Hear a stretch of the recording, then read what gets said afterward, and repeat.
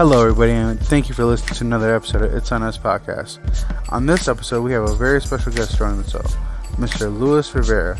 He runs a mobile mechanic business, and he also runs a garage on the east side of Lorain. He graduated high school with us, so it was nice to check up with him to see how his business is going. So, to find out more about Luis and his automotive mechanic business, Henny. Ooh. I ain't gonna lie. I took a shot with him. Get a little aggressive. Oh, yeah, he had a shot of there you Patron go. over at my house. You didn't pour it out? No, he did not pour it out. One time. Interesting. One time. So welcome everybody to another episode of IOE Podcast. I was told off mic that I had to bring us in today very aggressively by Clifton, and I just had. I didn't do anything. I think he was more direct than aggressive. I think we get tone, that very confused in this it's a difference though. The tone in his voice was very aggressive, in my opinion. Am I not allowed to be a strong male? You and assert myself? Nobody's questioning you how you assert yourself. It I was sounds just like saying. you are. I was just saying. Powder your puff. tone. Fuck you. So on today's episode, we have not the whole crew. John out here garage sailing. Catching deals, Gabe's taking mental health day. which is important. I wish you the best, Gabe. Very important for us. But we got Cliff, Mr. Dove Chocolate, on the show. Hey, and before we pass it on, I want to say R.I.P. to Rochelle Monteleone, Yes. who passed recently, and condolences to you and your family and everything like that. Because not only do I post on Facebook walls, I want to make sure that the world hears it. R.I.P. to you. That's Thank you, real. Cliff. Then we got Mr. Osh. Hello. Is that all? Hello. And then a very special guest. Special guest. I've been trying to. This is get my this boy dude. right here. I know him. But I've known him the you, longest. actually. I knew him Appreciate first. you guys. Oh, you might have got me right there. Yeah. Like I've been trying to get him on the show for a minute. Yeah. Really? I'm sorry. But I mean, he's in high demand, though. He can't help it. Oh no! I'm sorry. He is in high demand. People always Right. need him to like, you He know. the man around Oh, town. oh, my the, goodness. the mechanic of the East Side, Mr. Luis Rivera. Yes, sir. Yes, sir. Welcome to the podcast, Lou. Appreciate you guys. Lou, so welcome to the show. Like I said, What's up? we've been trying to get you on here for a while, but kind of tell us a little bit who you are and what you do to start off. Well, I got a repair facility, but I do mobile business. So I like to do the at-home diagnostics, that convenience service. So I started it with that, and got this shop.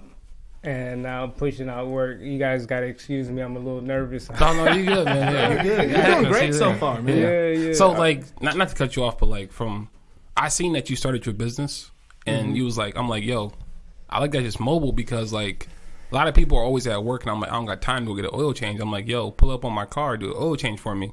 He's like, all right, bet, just cash at me, Venmo, whatever the service is. I'm like, it's extremely convenient, though. Right. So with that being said, that brings me to a question. What sparked the idea of you bringing that idea to our local area? Like, did you just see, like, that being in demand or something? I just kind of,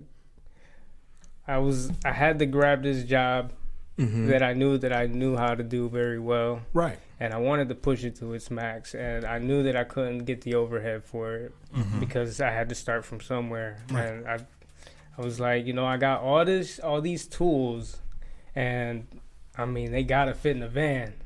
So I thought about the mobile idea, and I wasn't the first guy because there's a guy named Matt Tabers. I don't know if you guys are familiar with his. He's not my services. mechanic, so it doesn't matter. Yeah. That's fine. But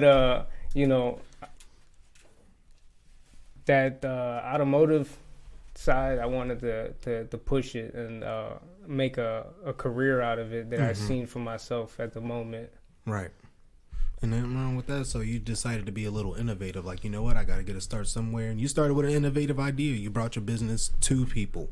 And I think that's very dope because, most businesses, you got to come to them and stuff like that. And like Ash said, most people ain't got the time to do that. So that's cool that you revolutionize the game, like, coming out the gate. Yeah, and that's one of those things, like, you learn in high school, too, like, auto body shop. You were a part of that, right? Yeah, I did the automotive. So you remember program. going through that, like, did you ever imagine, like, okay, I get out of school, try to figure out what I'm going to do. But, like, this is something I learned early on, like a trade in a sense, that I can use throughout my whole life.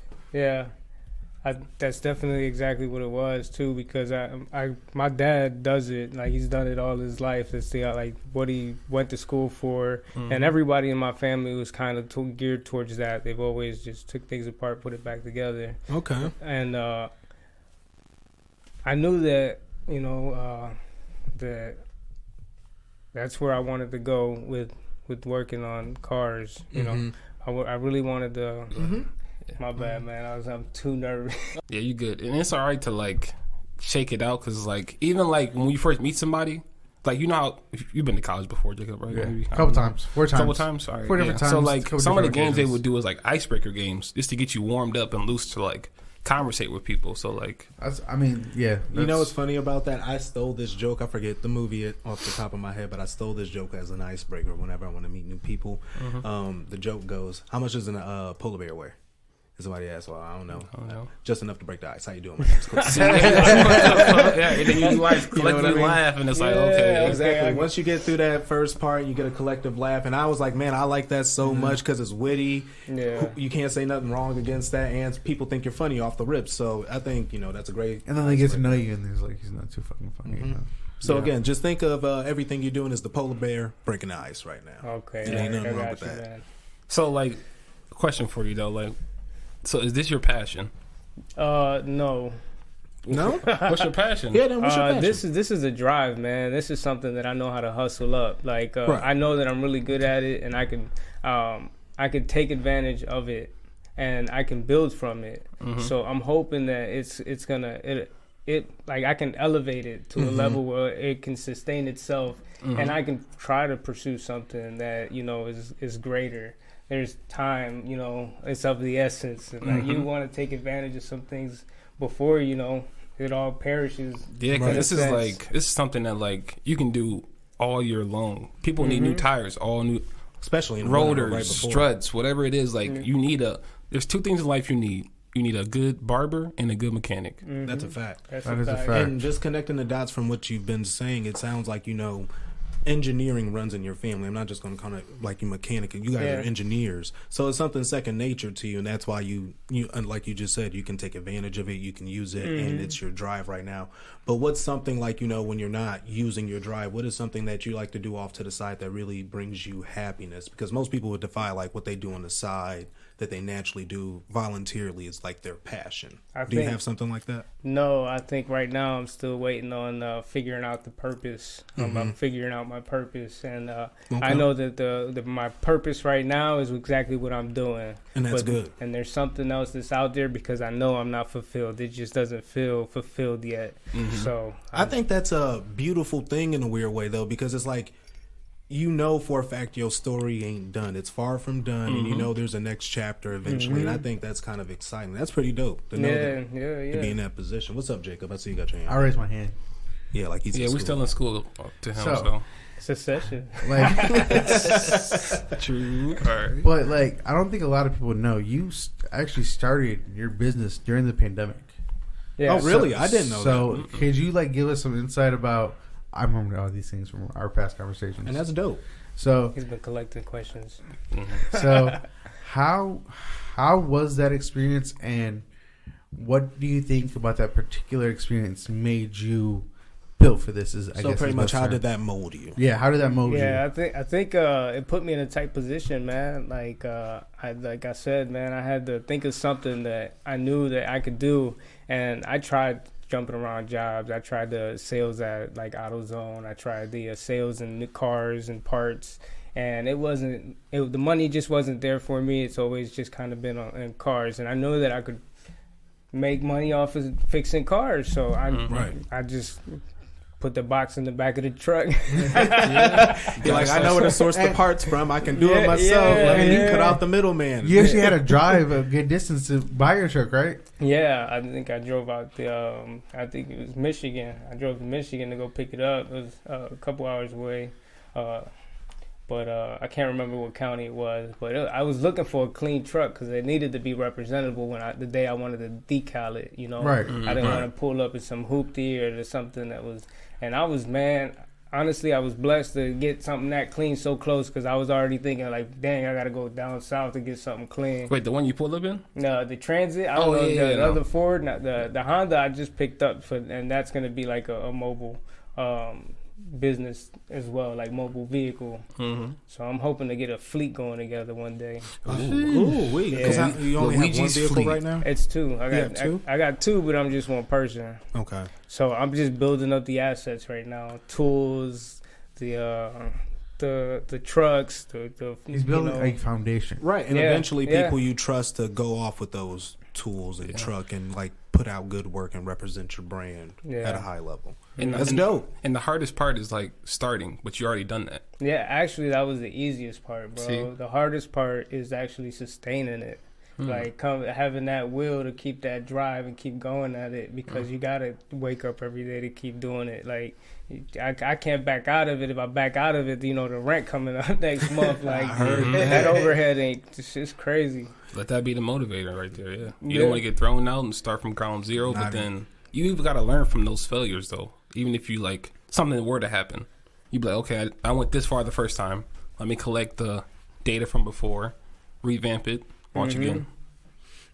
It sounds like pretty much he put his own feet to the fire and he ain't taking them off. Yeah, man. That's all that happened. There's a drive behind it, man. Get as far as away from my past and build that new legacy for the kids. There you go. They don't know nothing about the past or nothing, so you just build whatever you can for the future for them. Right. All they know is I was born in Lorain, and the world's my oyster. So I can go anywhere at this point. My dad does this, so I know I can go anywhere. Exactly. Pretty much they don't judge you, like you said, your past on you. It's like what you've been doing currently all their life. Like, yeah, man, my dad Or was they're a hard not gonna working see dude. they're not gonna see the struggle or know the struggle, because Exactly. you built that too far away from ever trying to go back, because you don't want to go back. You just kind of want to keep pushing forward. I guess that's a question for like parents. Like, say you come from the struggle, how do you like? You're not in the struggle anymore yourself individually, but like, how do you teach your kid to be humble even though they haven't come from that struggle? Man, that's crazy. Do you want to answer it first? Because I can't say I grew up in struggle, because I had a pretty good childhood growing up. My mom, I had an interpretation of what my parents made, but they had their own. But like, my whole thing is for me to raise my kids, it's like, look, I got a 6-year-old daughter. I go about a different way with her because, I met her 8 years when she was 8 years old, so I got to take a different approach. Mm-hmm. I can't do what I'm going to do with Parker with her. Mm-hmm. You more so on the assist side, just help her. Right. Yeah. But it's like, for Parker, it's like, look, bro, you can be gone like that. Mm-hmm. Just like that. No questions, nothing. Just gone. So you got to learn just to, like, you're lucky you have that. Like, I know he's 3, about to be 4. He won't always understand that right now. But it's like, bro, if you listen, you're going to get good things. If you don't listen, you're going to get bad things. You can repeat it. Right. Still do dumb shit. Right. But at least you are getting the grasp of it early. Definitely. Because not that I came completely from struggle, because I was raised in a 2-parent household. I grew up right around the corner from you, so for a fact I can't cap about my upbringing. Best childhood ever. Yeah, I mean, don't get me wrong, we had hard times, but for the most part, I don't really remember bad times too much. But like, it is difficult to raise a child. I'm sorry, Jacob. In this new day and age, because like, I don't want my kid to grow up and experience what I experienced, because I experienced a lot. Exactly, And it shaped me into being a very strong, disciplined, and just like, I know where I'm going type person.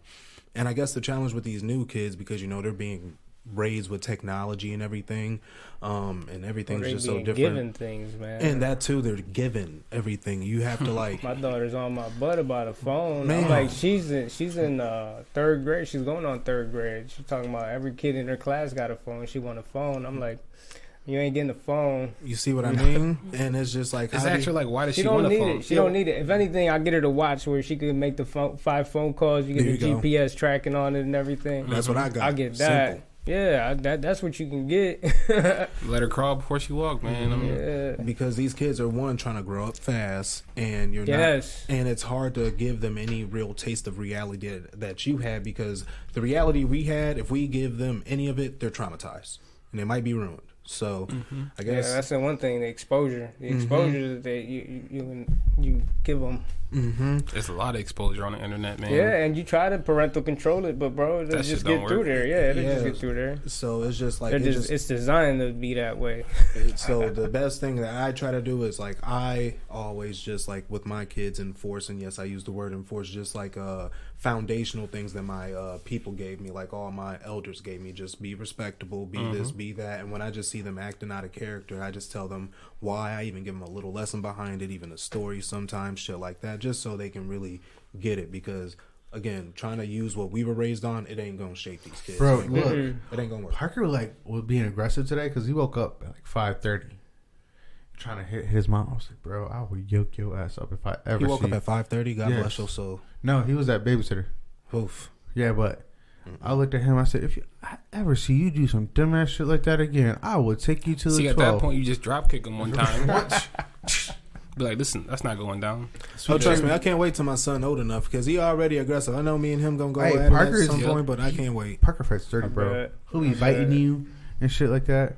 But as we talk, we're boy dads. You're a different breed. Yeah, man. What's it it's like being a girl mad. dad? You a girl dad. It's What's it like being a hard, girl bro. dad? It's hard, especially with, like you said, like being trying to be so strong and disciplined and everything. Like, I'm trying to see about how it is I can be more soft. You gotta like, be more gentle with the yeah, girls. 'cause like you I can't let like, alone like try to brush her hair, soft. Like it's all rough. Like every movement of mine is like.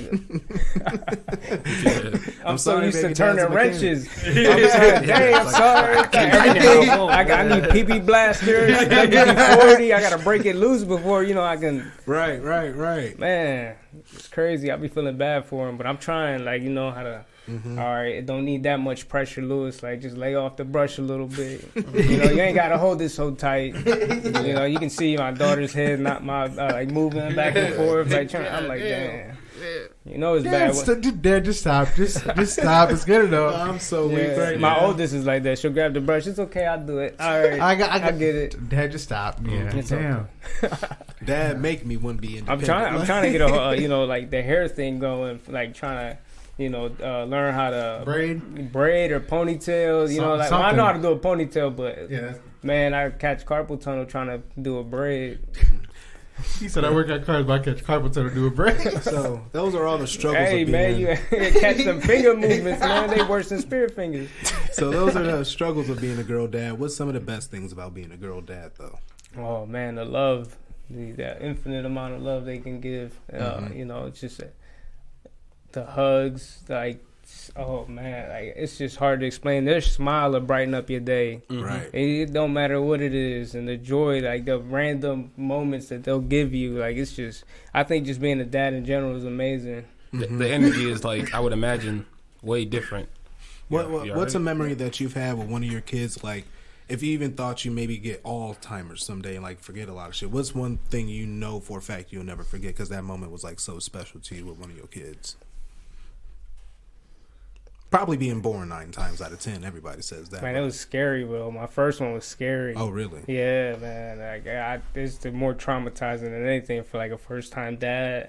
Like, she wasn't breathing. She was purple when she came out. I guess she swallowed that antibiotic fluid. She swallowed that, and then she had to get sent out to Cleveland. She was there for like a week. Oh, wow. Yeah, it was bad. It was not a good experience. The second one, I loved it, but the first one I was just scared. bawling, scared, man. Like, woo. No, I get it because I cried. My baby mom, she almost died because I'm a first time dad too.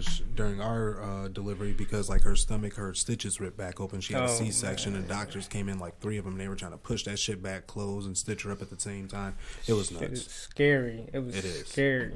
It was like 9 doctors around this crib too. The incubator. Yeah, it was crazy. Yo, anxiety, like somebody fucking do something. Y'all all got white coats on. I didn't know what was going on, man. Somebody. They was talking about some code, and I'm like, what code? Oh my god. Mm-hmm. Yeah, it's scary. Childbirth ain't easy. It's not. It ain't like the movies where they push, come out. Nah. So Jacob, what was your childbirth like? Yeah, what was it like for Parker? Yeah. Well, did you push real hard, or he like came out? Did Shanta break your hand? Because Jamie almost broke mine. So, I lie. It's an eventful night, actually. Because COVID was This is how we changed Parker's name at last minute. So, she got induced, at the hospital all damn day. All damn day. Like, it was so fucked up. People call me fucked up for me and Taylor were hungry. Taylor wanted to see her mom. They can't eat once they induce that labor. Me and Taylor took some Taco Bell up there and ate in front of her. Yeah. I got slack. But guess what? People looked at me, like her friends looked at me as I ate my Taco Bell in the room. They said that's messed up. I said, I was like, life's shit, messed do you up. want some? Yeah, I said life's messed up. I said it's not my. She's in Jacob. Oh yeah. Fucked up. Oh yeah. Fucked up. Oh, I know. I didn't say it wasn't fucked up. Like I said, I couldn't go in the room with my baby mom. I couldn't hold her hand, but I definitely didn't eat till she ate. You know who brought us food? John did. So John's shout a out to real John. one. Hey, He brought us McDonald's. hey, He's a real one. So, anyways, fast forward into the night. I'm chilling. We waiting. It's 10 o'clock. All right, shit's about to pop off. Her doctor came. I'm talking to her doctor about where she lives and shit, chopping it up. You know, her mom comes in the room. I'm like, oh shit. Oh, Shonda told me the story why y'all changed the name, so that's funny. So her mom kind of like came there slightly buzzed is the nice way to say it. She was celebrating early. Gotcha. And so she goes through the whole process. He's born like the first 2 minutes. She said the name that we were going to name him like a billion times. What was the name? Oh yeah, he's Maverick. He looks like a Maverick for sure. Maverick. Oh yeah, I like the name Maverick. And then like she said it so many times, so we're like, I legit got She pissed washed off. that shit out early. I got pissed. So she looked at me. She's like, "You just want to wait till tomorrow to name him?" I'm like, "Yeah, yeah, for sure." Mm-hmm. But I was like, I was pissed. She was pissed. But my mom ended up bringing us Arby's that night too, so she could eat, and I ate again. So you ate twice. Oh yeah. But you ate before. That's still messed up. Wow. You were eating for two. I got you, Jacob. I've been eating for 2 since. We don't gotta go there. Shoot, we had KFC that night. Oh, y'all had KFC? Mm-hmm. Nice. It's always fast food, I see. That's the theme here. That's quick, easy, stuff like that. But No, that's great. I hope one day I get to experience that. I don't know what food I will have, but Oh, you will. yeah. I give you and Cell, I'm going to put a cap on it. I give it 3 years. In 3 years, y'all going to probably want something. That's fine. I can take that. Probably In the meantime. because by the time you're 32, Yeah, you'll be like, have damn, fun, I'm man. gonna be Enjoy 50 it. when he or she is Meantime, 18. Mm-hmm. I give it till 32 because you're going to look at that 50 line and be like, yeah, I need to. Start busting these motherfuckers out. 48 when Parker graduates high school. 45, 46. So you guys are still young parents, though. Yep. Man, I'm going to be done. That's you why guys I'm think of that age, like 48, 50. Like, I'm 30 now. Like it's been a blessing to get this. Yeah. Right. Another Like, 18. growing up, it's Yeah. crazy. Because have you thought about it? Like, what age will you be when your daughters are 18 and graduated and stuff? Oh, I will be 40, 48. 48? Yep. I'll be the youngest here. I'm going to be turned up at 45, 36. But as you like take even a glimpse into that, you know, you run your small business. Do you got any like? I guess like first I want to say, do you got any like funny stories? Like you pull up to a job and you like it's something so simple of a fix that where it's like you feel bad to charge them, or it's like I mean, man, I take a lot of like things that I'll knock out for free, to be honest. Like if it doesn't take me more than 10, 15 minutes, like I ain't got to break nothing loose.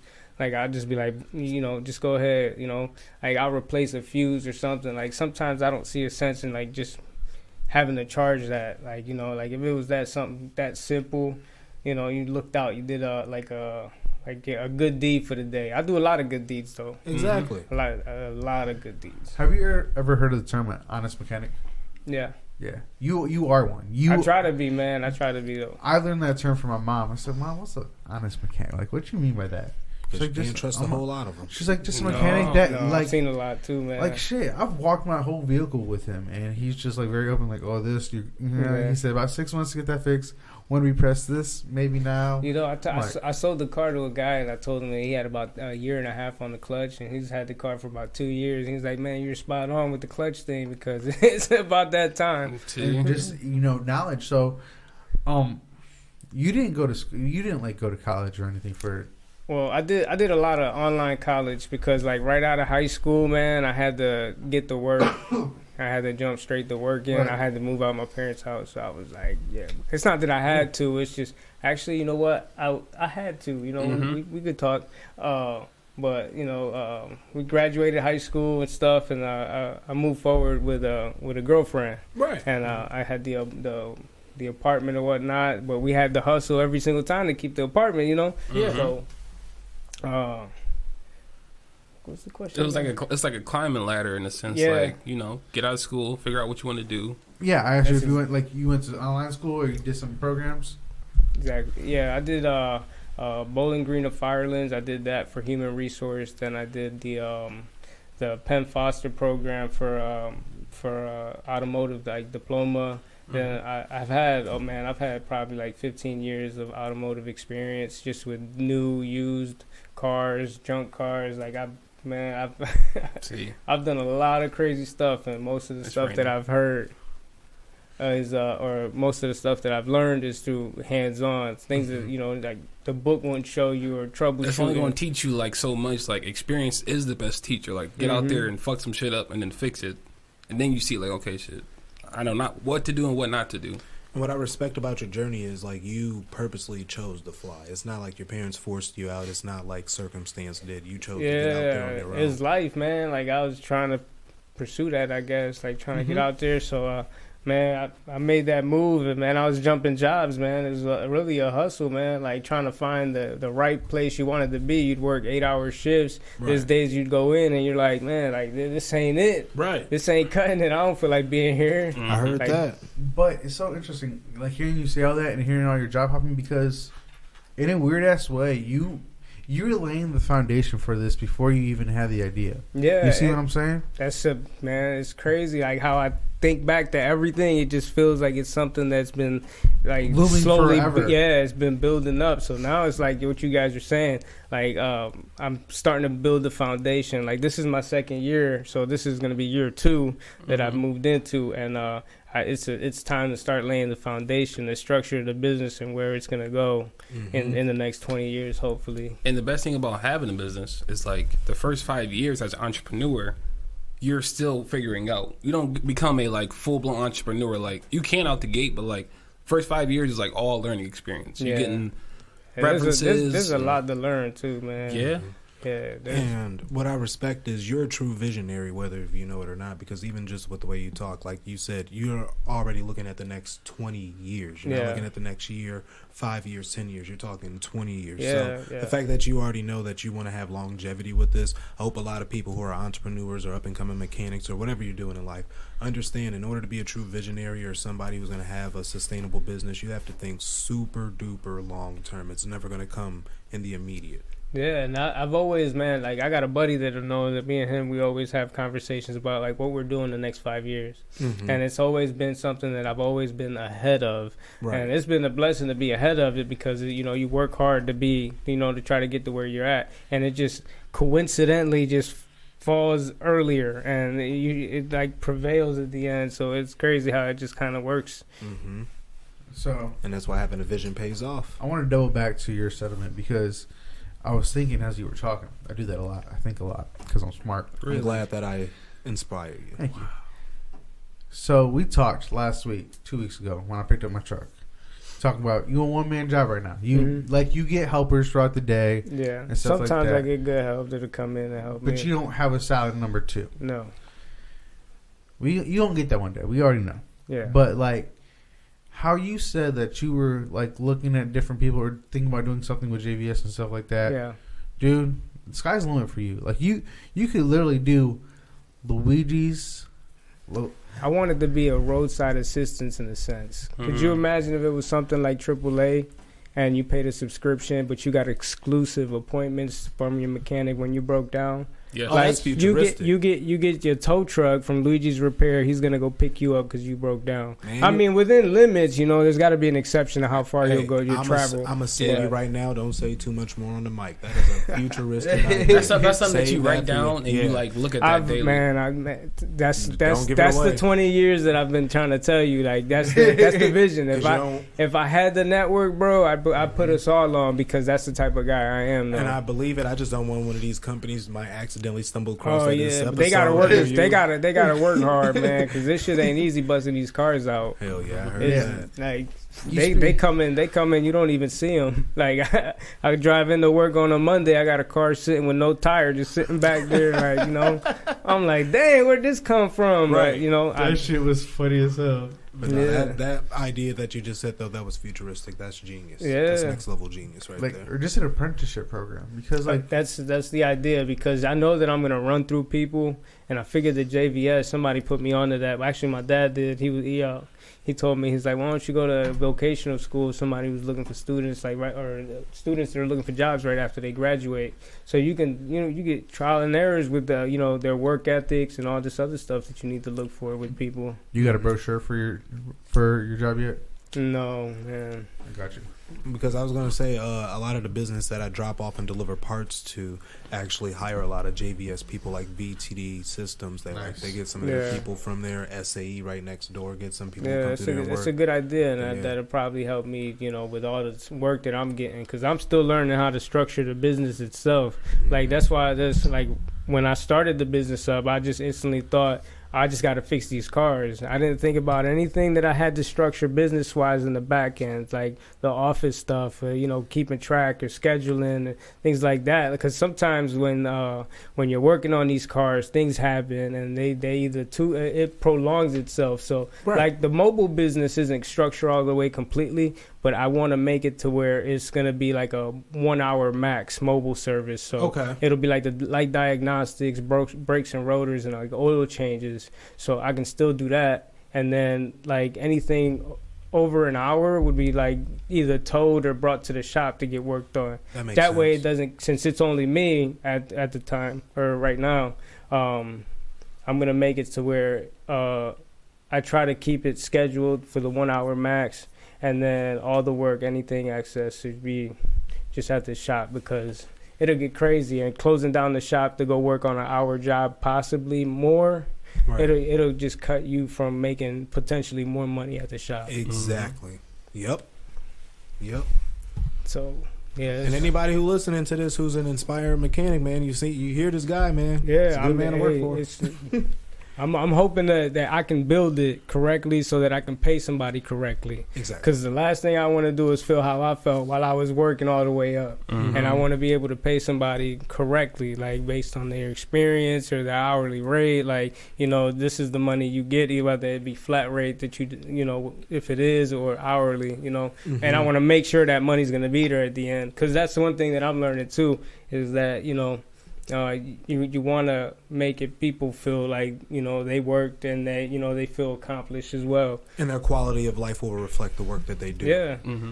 So I guess like advice for entrepreneurs in a sense, talk to more entrepreneurs that are doing stuff, because you can always grab from what somebody else is doing. Resources are always free if you know who to talk to. And I've been learning a lot with that, because like I don't know if man, but I feel like a lot of the 2011 class that we graduated with, like bro, they're like genius. Yeah, shit. They're a bunch of motivating, pushing entrepreneurs, bro. They're all trying to get out there and grind. Yeah.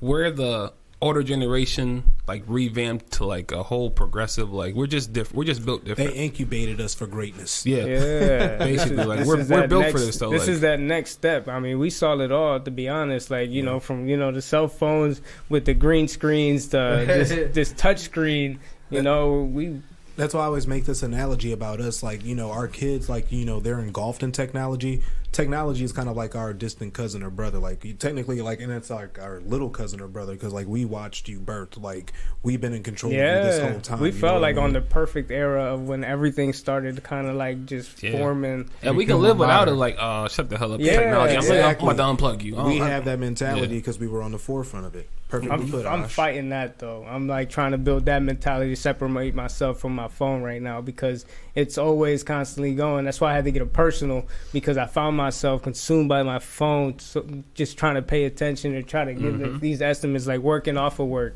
It just didn't work out. So do you have a assistant? Man, I just got my sister to help me, because it gets way out of hand.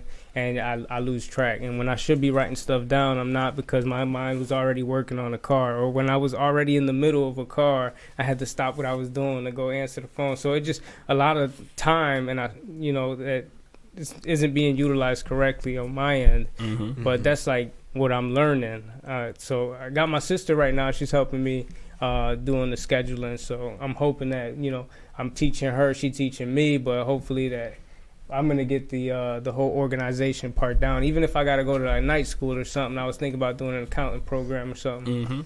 just to like help you balance things out because your piece is over everything that you're doing. Not only that, but like I've heard so many horror stories with accountants lately, and it's like from people who have had businesses for a lot of years where they got gypped for $60,000 or hundreds of thousands of dollars, and the IRS don't care; they want their money back. So they're telling you, you know, pick who you have very closely monitoring your money or touching, having access. Right. So on that end, I mean, you know, it's like. I'm waiting on like a God-given person, like just out of nowhere, like he just happens to be on an accountant, a CPA certified one too. So, I mean, in the meantime, teach your daughters how to be accountants, engineers, scientists, that's exactly. I want to push them or elevate them to a higher, you know, surrounding, like not just the circle that I probably have been raised in. But in a newer circle, a bigger circle, a circle with opportunity, you know, because man, it's endless for them. Yeah, it's scary for It's scary for next generation though, because pretty soon they're going to be born into the metaverse, which is deeply engulfed. I'm just scared like, for the next generation. Like, man, I don't know what it's going to be like. I don't know. I got mixed emotions about it because like they don't give a fuck, but they give a fuck. That's what I'm saying. Yeah, like, they just to don't. a degree, like they're very emotional based, like driven. Like if their emotions make sense to it, they're going to do it. But like, I don't know. They need our assistance. Right. Definitely. That's why it's so important to keep them in the STEM fields: science, technology, engineering, and mathematics. So that way they can work with all that shit, and hopefully, technology don't engulf them. They can work with it. It's funny that you said that though. What? Like how you said that the generation below us is like oversensitive and stuff like that. Hypersensitive. I bet you the baby boomers thought that about us. I don't know, man. We got a lot of them. I was gonna say we kind of got like everything that your kid get an ass whooping. Yeah. With a switch. No. Or a chancla. Yeah. Or a spoon. I got a spoon. Or extension cord or whatever they can get their hands on. Yeah, man. No, they don't know that switch though. Like I don't know. Lie, and this sound fucked up, but like. In my family, I know a few kids who used to get whooped with extension cords, like either in the bath or right after their bath. Man, during the bath, fuck that. Pull that curtain. You know what wet skin feel like, the leather and shit God. like that? My dad had a belt that had mechanic on the side. I still remember it to this day, man. He caught me one time in the shower. That's what made you, huh? Mechanic. I got that. Boy, that shit was hot too, man. That's what made you. Yeah, no, I'm telling you, and that ass whooping saved my life. I tell you that much, like, because I could have been doing. That's what I'm working on right now. It's like not being so disciplined, but learning how to communicate more. Because this is a generation of communication, so we need to communicate more. So I'm like trying to learn how to not yell or use a certain tone of voice. Yeah. And there's different, like, I guess, like, tricks, like psychology tricks. Like, I heard, like, if you whisper to kids, that helps them, like, be more attentive to, like, what you're saying. Like, instead of gotta focus. Constantly, instead of yelling all the time. Like, what is he saying? Yeah. Hold on, what? Oh, they don't know what they did wrong. If we yelling, too, we got to make them understand. So that's one of the things I'm working on right now is trying to get my daughter to understand that it's not what you say. It's what I say. Because I'll be honest, man, kids are assholes. They say they're unfiltered. They'll say whatever they want, and that's why I'm working on it too, man. Yelling is so hard not to do. Oh my goodness! Dude, you ain't gonna sit here and act like you above me, and I'm trying to teach you right from wrong, and it's like you ain't God. Like, bruh, I'm the boss, you the baby. You listen to me. It's that simple. Parker, look at me. I'm boss. I'm the boss. I wish he would. He's like, I beat your ass. I said, wait, hold on. He said I beat your ass. He tries to. I'd be like, throw him right now. My daughter be swinging at me too, man. I'd be like, what's wrong with you, yo? He said that one time to me. I said, square up right now. He said, bring it. You thought Mayweather was crazy. Shit. He thought he was about to do something. Then I put him in a sleeper hold, and then I let him escape. He was like, do it again. I go, whatever, dude. Yeah, but I guess like for boys though, they learn with like being more rough in a sense. Like Parker's a dirty fighter. He'll bite you. He'll pinch you. I'm like, dude, I swear, you don't catch me one day where I'm just like, you pinched me way too hard, or I didn't expect it. Did you ever play as a kid with your parents? Not like that, no. No, like me and my mom had this bond where we would be hitting each other. Like she would hit me, and I would never know how to not hit back. Like it's like I got last hit, so I would always hit her when she hit me back, but not nothing aggressive or crazy. But she would try to hit me hard, so sometimes I hit her back hard. But she'd be like, "All right, you doing too much now." But my daughter, it's like, man, I don't know what it is, but it's so funny because she'll go ahead and hit me. And then she'll try to run, so I hit her, and then she'll just come out of from nowhere and just get her revenge back, like boom, and then it'll be back and forth, and I'm like, yo, this is crazy. Like I just see myself. Genetically, Yeah, she picked it up. Yeah, man, it's funny how that literally works. like a mini you just echoing what you were doing. Like, She gonna walk in age 17, slap you on the head. How I you doing, hope Pops? not, man. I trip her. Yeah.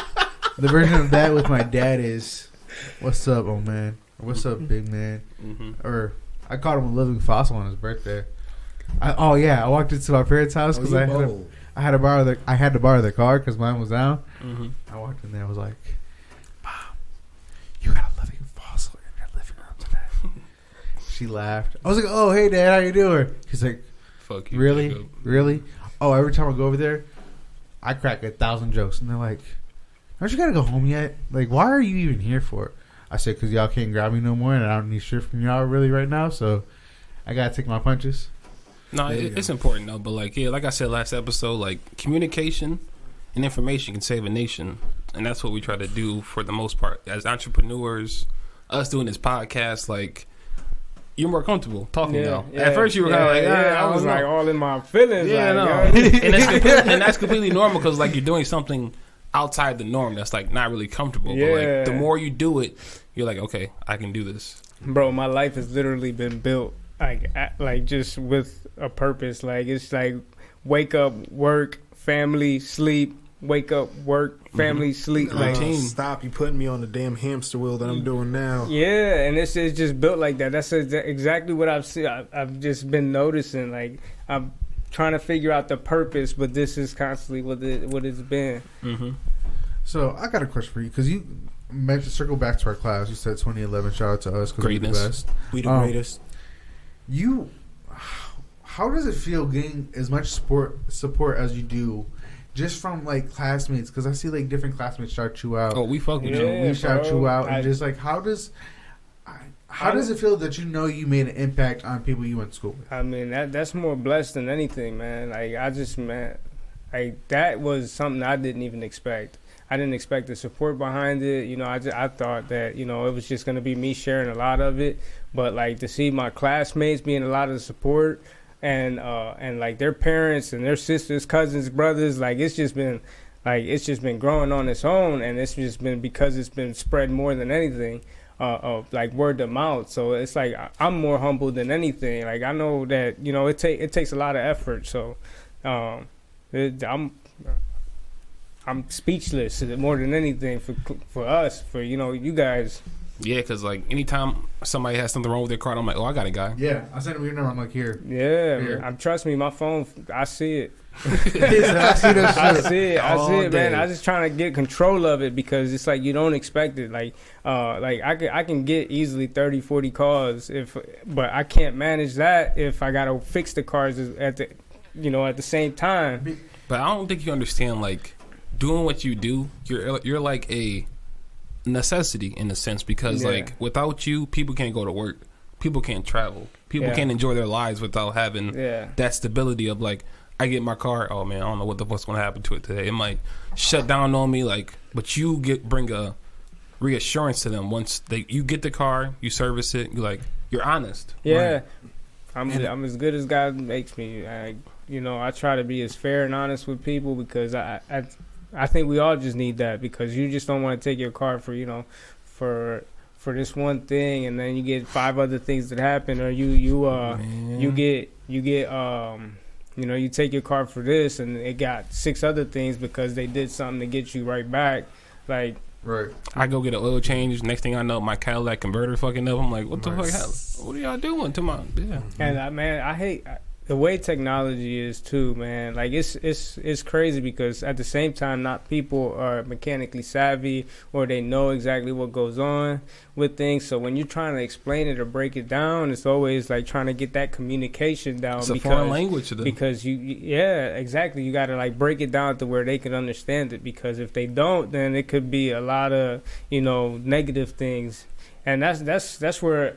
I didn't expect this either, like to be like as big as I am in the automotive, because like at the same time, like I just it's overwhelming. Yeah, no, because like, just like you, like I'm a commercial truck driver, so like I'm forced to deal with like what I'm driving every day. Like I know how to do my own oil changes, but I'm like, I know somebody that does this, and this is what they do for a living. Let me support him. Yeah. So I don't have to worry about it as much. Yeah. Like, and that support is gonna build it to something that's gonna benefit the community. You feel me? Because there's gonna be a greater level to Luigi's Repair. Luigi's Repair is what I built, but it's not mine. It's because it's not my purpose.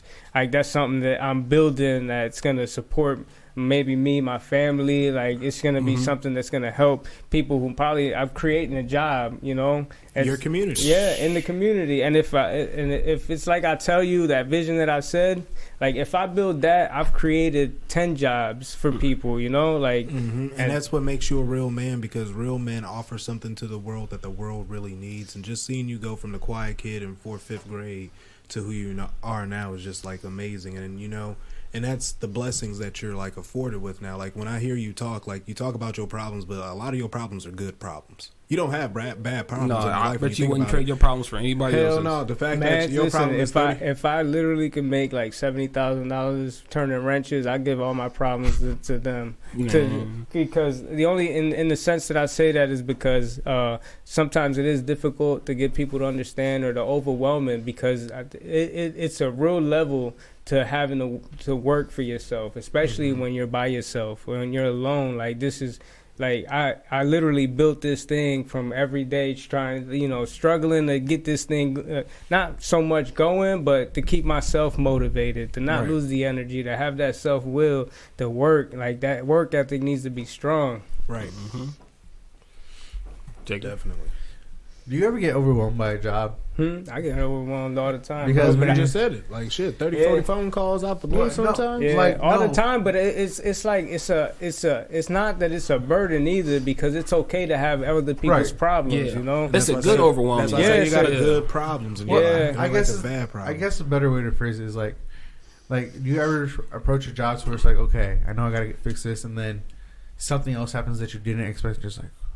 Yeah, always, okay. Especially in Ohio, just because like you could be doing a wheel bearing, or you could do brakes and rotors or something. You take something apart that's rusted out and it breaks, like that just costs you like another hour worth of work trying to get a broken bolt out. Or you either I try to be as cost effective or efficient as possible. Like I'm trying to be affordable for the people, because I ain't no sense for me to charge $150, $180 for a diagnostic. I think that's absurd. Like that's crazy, especially if it's something so simple like a fuse or something. Like I've put AC, if it's missing a little bit and the AC will kick on, that means $20 hollers or something. Hell yeah, saving. It's a good deed, especially like if I fix the car in less than 5-10 minutes. It really didn't cost me nothing. I got somebody that's happy too. You a real champion of the people. That's all I gotta say. Appreciate that, man. I appreciate that, man. So I'm not gonna ask you like the typical 5-10 year question, because of you kind of already elaborated that for us. You told us what you want to do. You told us what you're about. My thing is like, I can't even go into. I can't do legacy, but it's more of a. Do you ever sit back and just like really think about what you've done so far and like cherish that? Yeah. Because think about it. You literally built your foundation without having the intention of starting your automotive business until 2 to 3 years later. And it wasn't because of like my friends and my peers that kind of been like, why ain't you really turning wrenches? Like you've been doing this like for a while now, like with other employers. Like you could be doing this for yourself. And it wasn't until that COVID that really gave me that push, because I was tight, bro. Right. Let me figure this out. it was a good thing that I invested in myself, because that's the first thing that we need to do is that's the best investment you can make. You got to invest in yourself. And man, I got a lot of money in tools, bro. Like all that is just I think assets. I got to figure that out too. Mm-hmm. But I mean, they make my money, so I keep investing in those. And they make the job faster. And another question: if somebody came up to you like off the street or some teenager or whatever and was like, "Can you show me?" What would you have requirements for him to show you to agree to take on that task? Yeah, first I'd have to test them, because I don't can't just have anybody putting somebody's their hands in a car, and then last thing I want is to create more problems for the problems that I already have. Right. So I definitely do need. That's why I said if I want to pay somebody, I want to pay them right, because they got to know what they're doing, because it doesn't make me no benefit if my person just standing around till I get back from a mobile business because they was stuck on a job that they couldn't do, or so it's very important for me to find somebody that's not only work driven and motivated, but to know what they're doing, because it's easy to get somebody to be like, I'll be the oil change and brake guy, but oil changes and brakes, I only make $10 on oil changes. That's but there I could upsell from oil changes if cars leak and I check the suspension and stuff like that. But got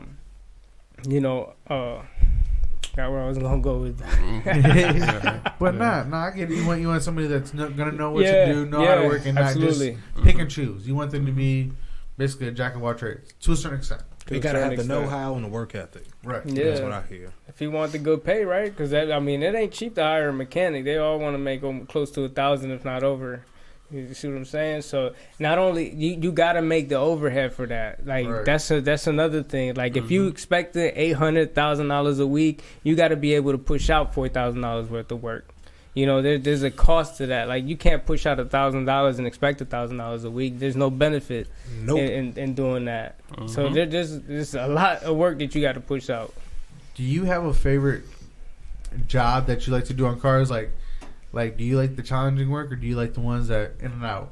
I like the challenging work, but the challenging work sometimes it bites you in your butt. So that's why it's I do it a lot, and right now I got more than I would like, but there's not many people that really take on the challenge to trying to do these big repairs. I've seen I've gone to a shop, look off to the right, just see a graveyard of engines. I'm like, bro, there's 6 engines over there. He's like, yeah. Bro, I've done them. I've literally done 3 cars just for them to get traded in. They literally wanted running vehicles to trade in.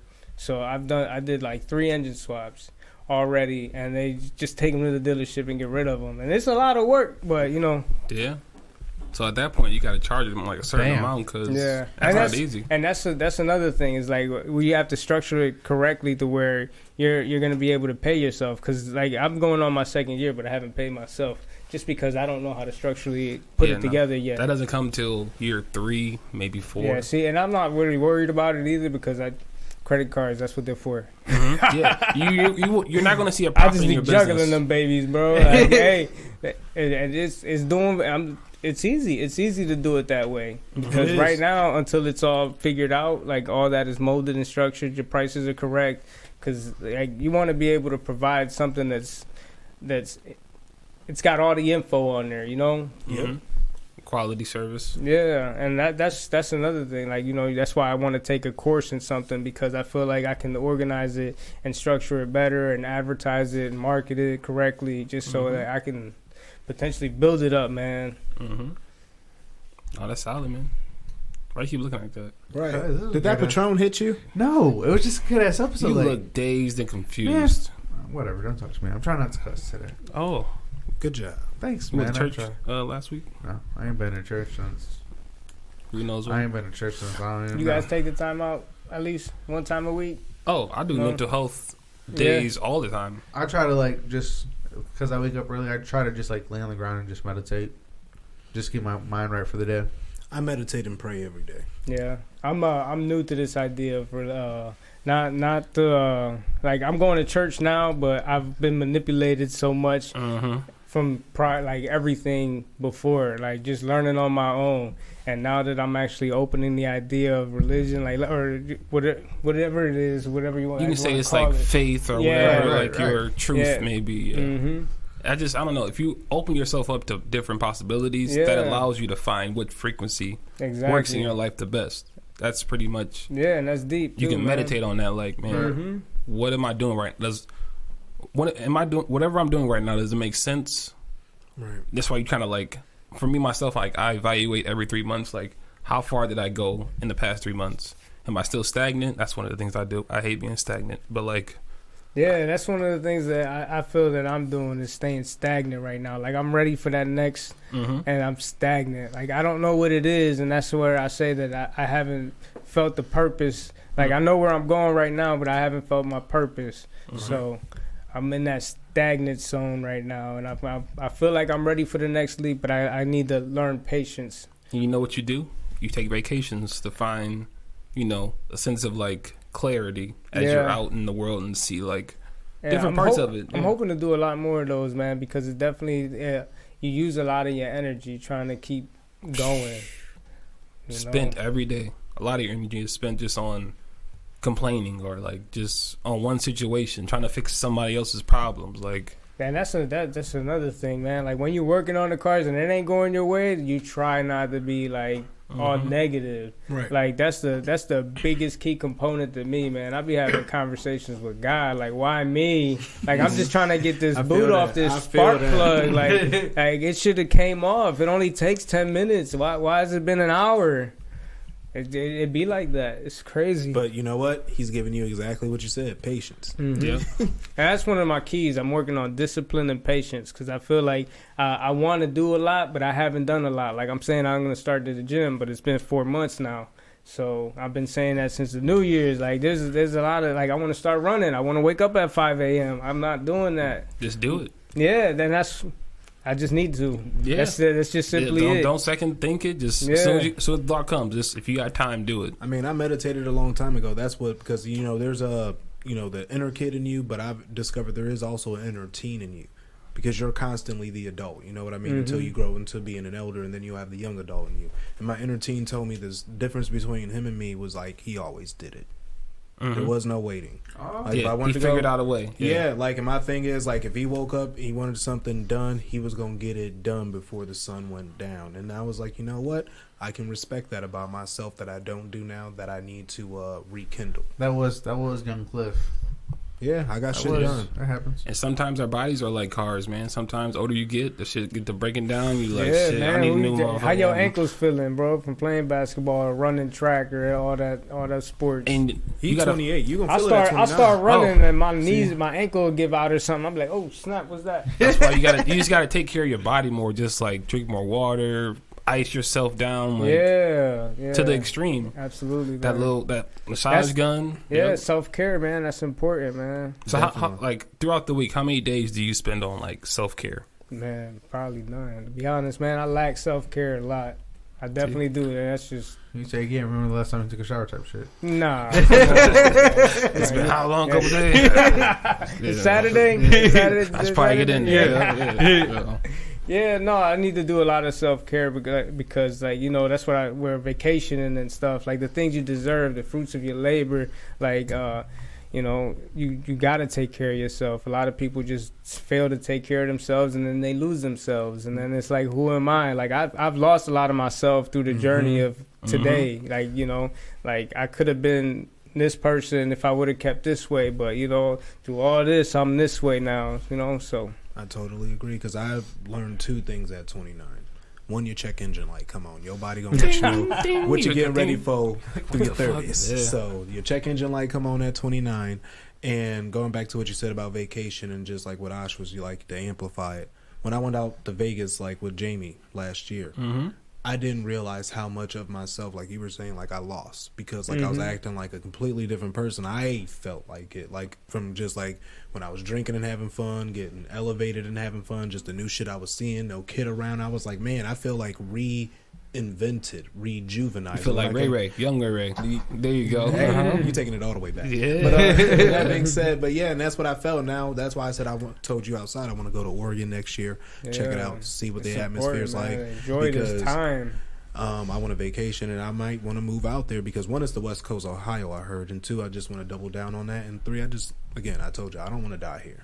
Love Ohio. I'll come back. I'll still find a way to do the podcast, but if I have to go, I will go. Because there's a bigger calling for me, like you said. I would like to do maybe do the mobile gig, open one up in Florida or somewhere high. Ooh, like I was thinking, just because I don't know what level to take just yet. I'll be honest. So I've thought about the position of this business and where I could take it. But if I can't handle it, then it's okay to stay where I'm at. Because I think I got probably 200 new contacts on my phone. Ooh, yeah, I'm saving them as Maria Corolla, yeah. But if I keep it small, I can do it for myself and maybe just keep it to where it's just something small. But right. I can maybe open one up in somewhere hot and bounce back and forth every 6 months. So when it's snowing in Ohio, I'm in Florida working on cars, and then come back during the summertime. Hopefully I get everybody's car right before the winter time come around. But I wouldn't mind jumping back and forth, or even expanding it if it got to that level. Right, because and if anything, it would incentivize people to mess with your business because they know for a fact you, the true mechanic, are there only for 6 months, and then you're making a trip down to Florida where it's warm. You got other business, so you would definitely be popping. There's a lot of cars out in Florida too, that's man. Genius. See, like I said, you're a true visionary genius, man. Listen to you. I can see you starting some shit that's called. I just wish if we get a couple investors to back it all up, or some people pushed. I've never considered actually teaming up with anybody, but man. You could buy out anything if you get the right people together and everybody with the same vision, same goal. Everybody's got to be humble though, because if one's other than you, that ego kicking the play, and it's man, I need more than the next person. That's kind of why I kept away from investors, is because you get that, because everybody they don't understand that it's going to be hard work first. Yeah. You're not getting paid. This is what it is right now. So this is up. But when this is up, we can disperse, but but this is something that's reinvested in right now. And I think that's probably one of the hardest things when you're either an owner or a leader, is delegating. Because as a leader, for yourself, if I want something done, I can get it done myself, no ifs, ands, or buts. But delegating is the true power of a leader. And that's, I don't know, I guess you have to have an eye for talent, an eye for good people. And like you said, hopefully it's always the right person. But delegation is always hard. They told me I'm going to be running through employees. I'm like, yeah, you're going to have the good ones and the bad ones you might run through. And it happens. Yeah, I'm just hoping it's somebody that maybe, that is driven, man. They can see a vision, because to make good money, you just got to work hard at it. Because I made good money. I put in overtime. I made $1,000 a week. I think that's good money. That's fair money. We're doing working on cars for somebody. Hell yeah. Yeah. So I that, but I put in too much overtime, and it's not that I wanted more, but I wanted to put in less overtime, and compensate the difference. But they didn't want to. So a lot of things have pushed me, because there was boundaries being set. I ain't want them boundaries, man. Heard that. So, we're approaching the end of the episode. And can I say, you were nervous a little bit, but you conquered this shit, bro. Not towards the end, he's doing most of the talking, and we're just sitting back listening. Yeah, that's how it goes, man. Yeah, you gotta break. I used to break it, man. But yeah, I just want to tell you again, you're doing great, bro. You know, you got all the support in the world. You got us. I know you got a great family supporting you. Bro, you got this shit. Yeah, it's been a journey, bro. Do you got any questions for us? Yeah, I hope all you guys are great, and I hope you guys are doing good, and that life is prospering for you guys. I see you guys, frequently. My boy Cliff, man, I haven't seen you in a minute, man. It makes you happy though. It does, man, and I get joy out of seeing that. The class of 2011 because of that, because it's a lot of the people that we grew up with. It's a lot of us that from elementary through middle school through high school. It's a community. It's us. Yeah. It's on us to make that change too. I like what you did there. Yeah. No, it's like it doesn't matter how high or how popular or how like next level you go. Like you got to keep a sense of like humbleness to you because like we come back home, say I'm a billionaire. I come back here, I see you like. I haven't seen you since high school. Yeah, like, I'm asking you how you doing, how's everything going. Right. Don't ask me for money off the rip. Like I'm just like, okay, yeah, no. Just let me hold it down. Yeah, I can't help you, brother. Nope. Just the way Cliff has always operated is like this. I'm a steady hand. You ain't gonna never see me too high, too low, and even if you do, there's just a little outburst, and I'll be all right. But I'm always working in the shadows, and I'm always elevating. And I'm always praying and wishing the best for everybody around me. Yeah, likewise, man. Likewise. So at the end of every episode, we do a mental health check. 1 through 10, how we feeling this week? So, Cliff, you want to start it off? Yeah, and I'm also going to bring a gem because I know we've been missing some for the past couple weeks. Yeah, we have actually. Y'all been gemless. Yeah, no Cliff Notes for the last like. Right. But it's fine. I'm probably at a 9. I'm doing okay. great. Outside of seeing like the bad soccer games today. I mean, I got to practice with my kids. But everything's going better. I have no complaints. I've been in this state of mind where I talked about it at work. Your life is just going to be how you perceive it, and I refuse to let it be bad. No matter what I'm feeling internally or anything going around, I'm always going to determine the circumstances, and I choose to be happy. So I'm good. That's facts. It's I'm like good. the first 5 seconds. Like if you think negative, that'll determine your whole day. Right. I try not to let that even be a thought in my 10 minutes. And you know what? Sometimes, and I'm human, I have a negative thought, but I'll try to have a combative thought that's so positive it'll make me laugh about that bad thought, and I just keep pushing. That's what's up. What about you, Lou? I think I'm gonna say at a good solid 7. Okay. Yeah. Okay. No wrong with being a 7. Are we doing our precision? You want me to go? No, yeah, you go. No, you can go. You can go. Ladies first, man. Go ahead. Whatever. Fathers first. Yeah, fathers first. Okay, fathers first. There Yeah, you that's go. better. Never mind. Go ahead. I'm a solid. I'm on 7. You're 7 too? Solid 7. Got renewed my I applied for my application to renew for my certification. Mm-hmm. I found out that the waiting weeks are extended because they're short staffed too. Damn. So I can keep providing. I just can't bill until my stuff gets emailed to me. I'm like, are you kidding me? Hey, you're going to have a big check waiting on you, man. I know, but still, it's aggravating. You'll be all right till then. Like you said, you got money in the bank, shawty. What you No, I'm broke. I'm broke, bitch. Yeah, he told me that too. Oh, so That's why he bring his car so frequently, because he got money in the bank. Get the hell out of here. What about you, Ash? I'm at like a 9.5, man. Oh, shit. Life is good, bro. Like Yeah. I'm literally, the older I get, the more I find peace and just what I'm doing, how I talk to people every day, just how I'm distributing my energy throughout. I'd say you look calm. You look very calm, man. Yeah, most of the time, right? You got yes. an aura calm. It's Are a you calm glowing aura. right now? Yeah, no. So it's like, I'm like, I don't know. So like, I posted something on Facebook the other day, and I'm like, you have to stop feeding people from your soul who only wants to-go plates. So like, right now we're at the table and we all want to eat evenly. I'm not preparing something for you to take it and then go run off. Like we're trying to build something like an empire. I only feel that because of all my relatives that take to-go plates at the cookout. right, and it's almost like the same like metaphoric like thing. Like That's fair. you guys are only coming ever so often. Like you're not helping me build this table. Like You're not really here for the unity and everything. You're just here to feed and go. right, because if I win, then it's like, oh, we won. Like no, I won.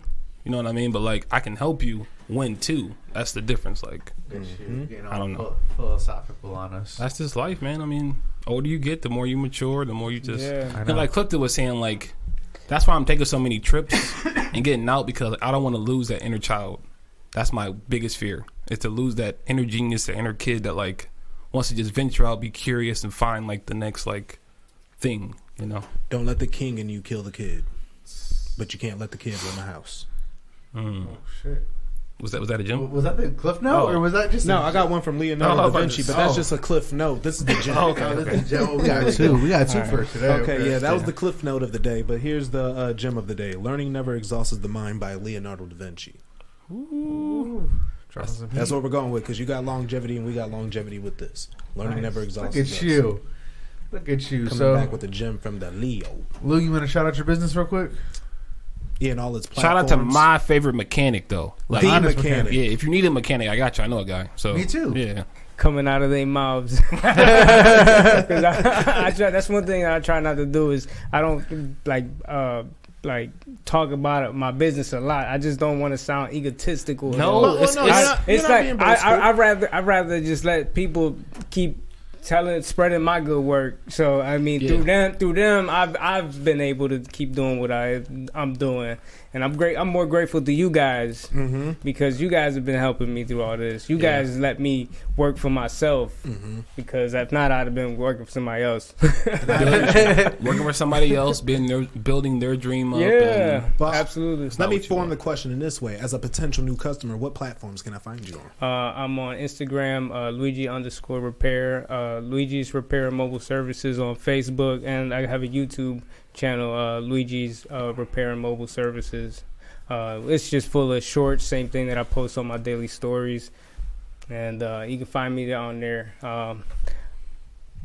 Book an appointment with me, 440-444-8863. That's the cell phone number. Feel free to text, email, luigisrepair@gmail.com.